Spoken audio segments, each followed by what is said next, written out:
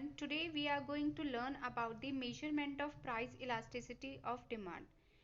जैसे कि हमने अपनी पिछली वीडियो में पढ़ा था इलास्टिसिटी ऑफ डिमांड के बारे में और different degrees of price elasticity of demand के बारे में, जिसमें हमने ये पढ़ा था कि प्राइस में अगर चेंज आ रहा है तो उसकी वजह से डिमांड में कितना चेंज आएगा। ठीक है, उस चेंज को मेजर करने के आज हम मेथड्स पढ़ेंगे। तो बेसिकली आज का जो हमारा टॉपिक है वो है मेथड्स और measurement of price elasticity of demand. तो आज का जो सबसे पहला मेथड है जो हम पढ़ने जा रहे हैं, जिसके अकॉर्डिंग हम प्राइस इलास्टिसिटी ऑफ डिमांड को मेजर कर सकते हैं, वो मेथड है परसेंटेज मेथड। क्या है? Percentage method. तो इस परसेंटेज मेथड को हम दूसरे नाम से भी जानते हैं, जिसको हम कहते हैं प्रोपोर्शनेट मेथड। Proportionate method. तो बेसिकली इस प्रोपोर्शनेट और परसेंटेज मेथड में जो हम प्राइस इलास्टिसिटी मेजर करते हैं वो किस तरीके से मेजर करते हैं, सबसे पहले मैं फॉर्मूला लिखूंगी। जैसे कि हमने कहा था इलास्टिसिटी ऑफ डिमांड है, तो हम इलास्टिसिटी को किससे लिखेंगे? कैपिटल ई से। और इलास्टिसिटी ऑफ डिमांड है तो स्मॉल डी से हम इसको डिनोट करेंगे। ठीक है, हमने कहा कि परसेंटेज चेंज, हमने यानी कि मेथड है परसेंटेज मेथड, तो दोनों की जगह यानी कि हम यहां लिखेंगे, ठीक है, परसेंटेज चेंज इन प्राइस, कि प्राइस में कितनी परसेंट का चेंज है, उसकी वजह से हमारी क्वांटिटी में कितना चेंज है। So percentage change in quantity demanded, ये है हमारा फॉर्मूला। अब हम इसको थोड़ा और सिंप्लीफाई करते हैं। तो सिंप्लीफाई करने के लिए हम इसका किस तरीके से यूज़ करेंगे, देखो सेम हम इसको सिंप्लीफाई करते हैं। तो सबसे पहले तो हम क्या करेंगे, ब्रैकेट में माइनस का साइन यूज़ करेंगे। ब्रैकेट में माइनस का साइन हम इसलिए यूज़ करेंगे क्योंकि हमने कहा था कि प्राइस और डिमांड के बीच में इन्वर्स रिलेशनशिप होता है, नेगेटिव रिलेशनशिप होता है। तो इस नेगेटिव रिलेशनशिप की वजह से ही हमने क्या किया है, माइनस का साइन शो किया है। ठीक है, अब हम इसको और सिंप्लीफाई करते हैं। तो हम किस तरीके से लिखेंगे, हम लिखेंगे चेंज इन क्वांटिटी डिमांडेड। अब हम परसेंटेज नहीं लिखेंगे, क्या लिखेंगे, चेंज इन क्वांटिटी डिमांडेड। ठीक है, कि हमारी क्वांटिटी डिमांडेड में कितना चेंज आया। ठीक है, डिवाइडेड बाय क्या होगा, इनिशियल डिमांड। क्या होगा, इनिशियल डिमांड, कि सबसे पहले जो डिमांड थी वो कितनी थी। इस तरीके से सेम नीचे भी हम इसी तरीके से लिखेंगे, क्या लिखेंगे, चेंज इन प्राइस, प्राइस में कितना चेंज आया, डिवाइडेड बाय हम क्या लिखेंगे, इनिशियल प्राइस। इस तरीके से लिखेंगे। हम इसको और सिंप्लीफाई करते हैं। ठीक है, और सिंप्लीफाई करेंगे तो हम इसको अब डिनोट करेंगे, माइनस का साइन आएगा, हम लेंगे चेंज, तो हम लेंगे Q1। ओके, Q1 मतलब जो अभी प्राइस चेंज हुआ है वो। ठीक है, और माइनस Q यानी कि ओरिजिनल प्राइस, इनिशियल प्राइस क्या था, तो Q1 माइनस Q। ठीक है, डिवाइडेड बाय क्या आएगा, Q, क्योंकि हमने क्या लिया था, इनिशियल डिमांड लिया हुआ है। ठीक है ना, तो यहाँ इनिशियल डिमांड यानी कि हम इसको QD से भी डिनोट कर सकते हैं और Q से भी डिनोट कर सकते हैं। ठीक है, क्योंकि हम क्वांटिटी डिमांडेड की बात कर रहे हैं। सेम इस चेंज इन प्राइस को हम इससे डिनोट करेंगे, हम डिनोट करेंगे P1, यानी कि जो चेंज हो चुका है, यानी कि न्यू प्राइस क्या है। ठीक है, माइनस ओरिजिनल यानी कि पहले इनिशियल प्राइस क्या था, डिवाइडेड बाय इनिशियल प्राइस, इस हिसाब से करेंगे। अब इसको हम फर्दर सिंप्लीफाई करते हैं।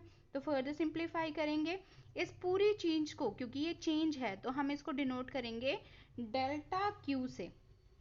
ठीक है, डेल्टा Q अपॉन Q। ठीक है, डेल्टा P अपॉन P, इस तरीके से डिनोट करेंगे।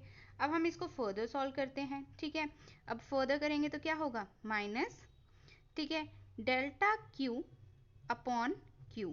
ठीक है, क्या है, Q। अब यहाँ आप देख रहे हो डिवाइड में है, तो हम क्या करेंगे, अब इसको मल्टीप्लाई करेंगे।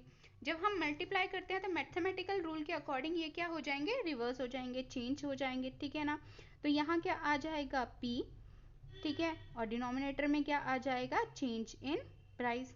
हम इसको फिर फर्दर सिर्फ लिखने की पर्पस के हिसाब से हम इसको फर्दर और सिंप्लीफाई करते हैं। यहाँ आ गया माइनस, पता है ना माइनस का साइन क्यों है, क्योंकि इनवर्स रिलेशनशिप है। Change in quantity demanded divided by change in price into क्या करेंगे ओरिजिनल प्राइस यानी कि initial price divided by initial quantity. तो ये थी डेरिवेशन, किस तरीके से फॉर्मूला बना है।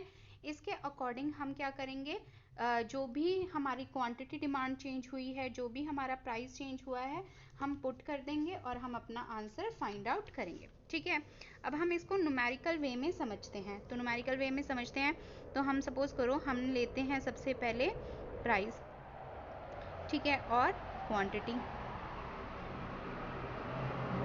ठीक है। हम लेते हैं जो पहले प्राइस था, सपोज करो किसी चीज का, वो था 13। यहाँ हम क्वांटिटी को यूनिट्स में दिखा रहे हैं, ठीक है। तो उसकी जो यूनिट्स थी पहले वो थी 11, okay.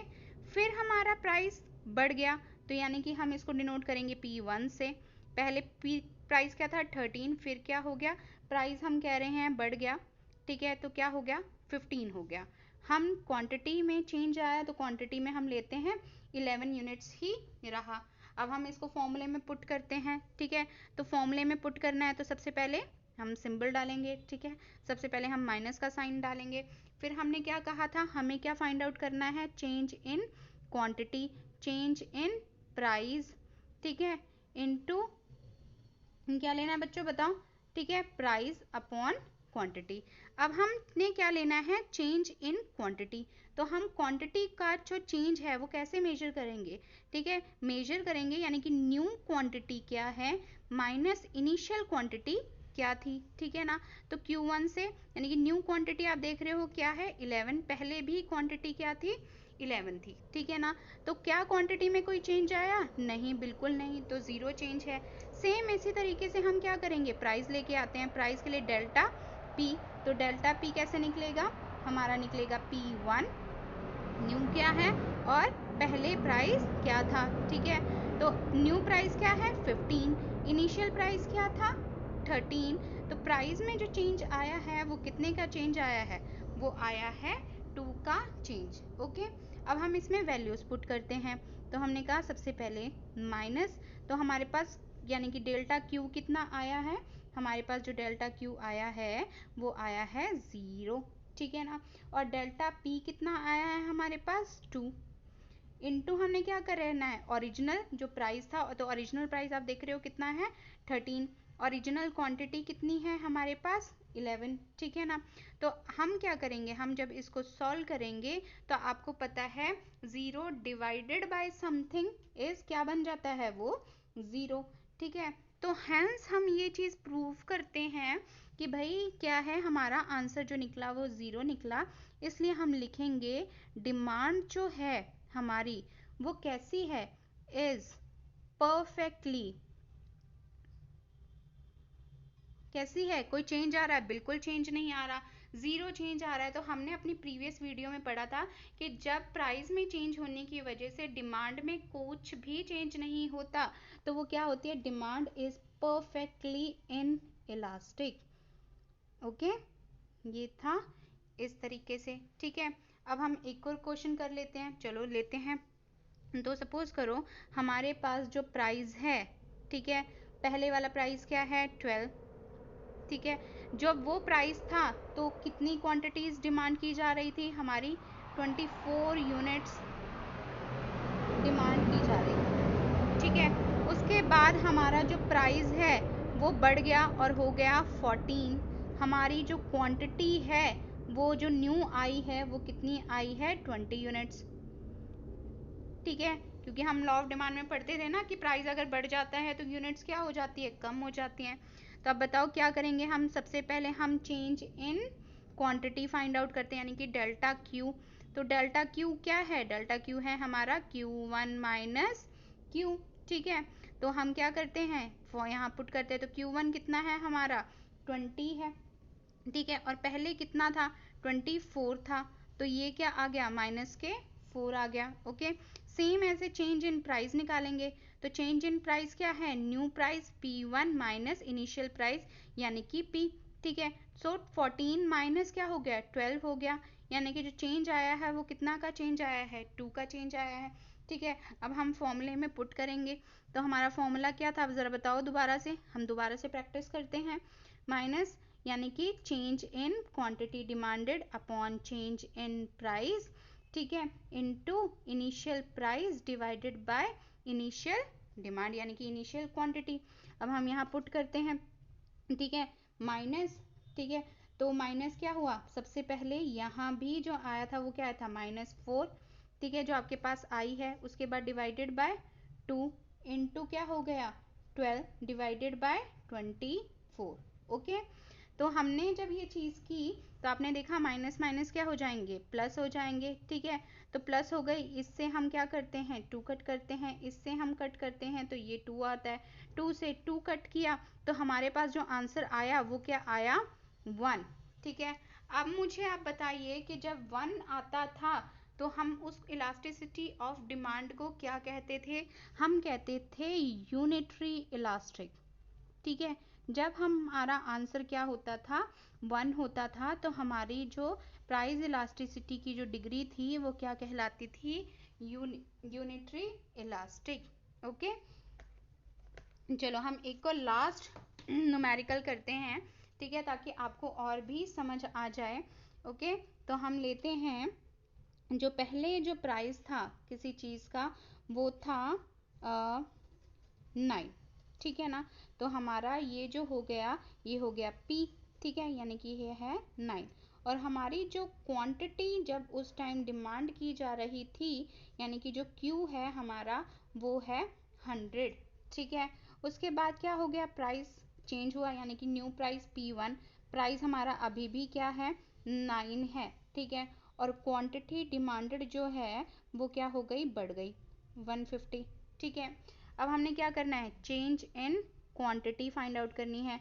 So change in quantity equals to Q1 minus Q1 कितना है, 150 है। ओरिजिनल Q क्या था, 100 था, तो कितना आ गया, 50। चेंज इन प्राइस ऐसे फाइंड आउट करेंगे। सो चेंज इन प्राइस क्या है, P1 माइनस P, पहले भी प्राइस कितना था, 9, अभी प्राइस कितना है, 9, ठीक है। तो so there is no change, 0, ठीक है। अगेन हम